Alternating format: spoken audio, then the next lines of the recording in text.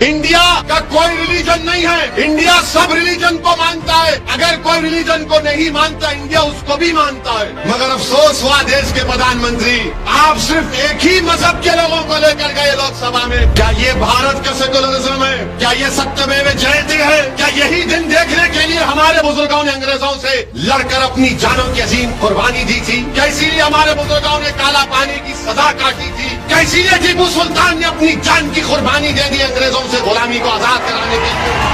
Mister Modi, आप हिंदुओं के भी प्राइम मिनिस्टर है, मुसलमानों के भी है, ईसाइयों के भी है, सिखों के लिए भी है, आदिवासियों के लिए आप सब 130 करोड़ जनता के वजीर आजम है। आप एक मजहब के नहीं है। और आज हम देखते हैं कि भारत की लोकसभा की पार्लियामेंट का इफ्तिताह हुआ।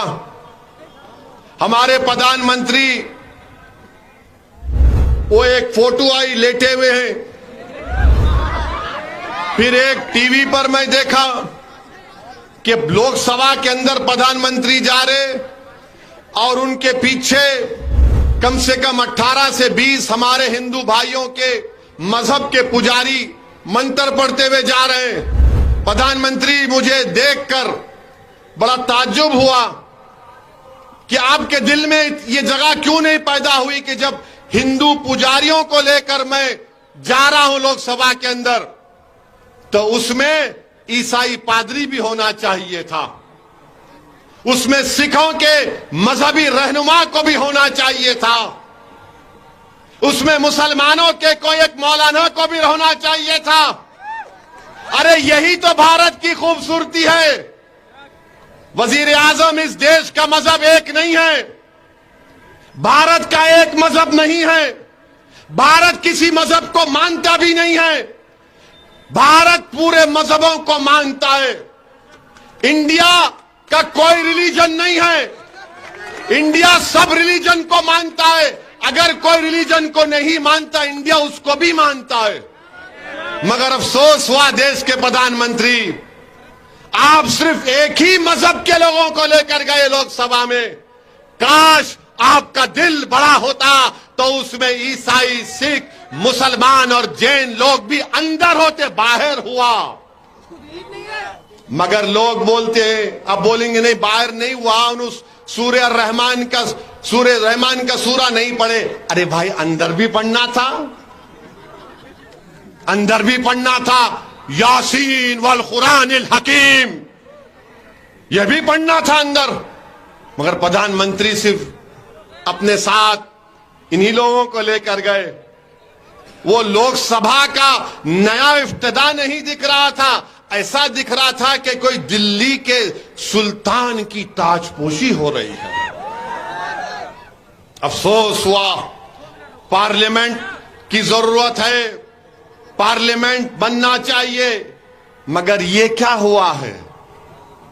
क्या ये भारत का सेकुलरिज्म है? क्या ये सत्यमेव जयते है? क्या यही दिन देखने के लिए हमारे बुजुर्गों ने अंग्रेजों से लड़कर अपनी जानों की अजीम कुर्बानी दी थी? क्या इसीलिए हमारे बुजुर्गों ने काला पानी की सजा काटी थी? क्या इसीलिए जलियांवाला बाग में हमारे बुजुर्गों ने अपनी जानों को कुर्बान कर दिया अंग्रेजों की गुलामी से आजादी हासिल करने के लिए? क्या इसीलिए बहादुर शाह जफर के सामने उनके बेटों की कटे हुए सर को लाकर पेश किया गया था? क्या इसीलिए टीपू सुल्तान ने अपनी जान की कुर्बानी दे दी अंग्रेजों से गुलामी को आजाद कराने के लिए? बताइए आप मेरे अजीज दोस्तों और बुजुर्गों, ये देश के वजीर आजम को नहीं करना चाहिए था। मिस्टर मोदी, आप हिंदुओं के भी प्राइम मिनिस्टर है, मुसलमानों के भी है, ईसाइयों के भी है, सिखों के लिए भी है, आदिवासियों के लिए आप सब 130 करोड़ जनता के वजीर आजम हैं। आप एक मजहब के नहीं हैं। तो लोग अब कल से बोलेंगे वैसी तेरा मजहब कौन सा है? अरे दीवाने, मैं प्राइम मिनिस्टर ऑफ इंडिया की बात कर रहा हूं, मैं प्रधानमंत्री की बात कर रहा हूं, मैं वजीर आजम हिंद की बात कर रहा हूं। मेरी बात तुम कब जब करोगे, जब कोई मैं ओहदे पर आऊंगा। मगर इंशाअल्लाह ताला जब तक अल्लाह मुझे जिंदा रखेगा, जब तक आपकी दुआएं, आपका साथ रहेगा, असदुद्दीन ओवैसी जहां ठहरा है वहीं ठहरेगा। मेरी अगर ये फकीरी है तो मुझे अपनी फकीरी पर नाज है। अल्लाह ने मेरी फकीरी में शाही दी है। जो मुकाम अल्लाह ने मंजलिस के लोगों को दिया है वो किसी बड़े बड़े जमात के कायदीन को अल्लाह ने नहीं दिया है।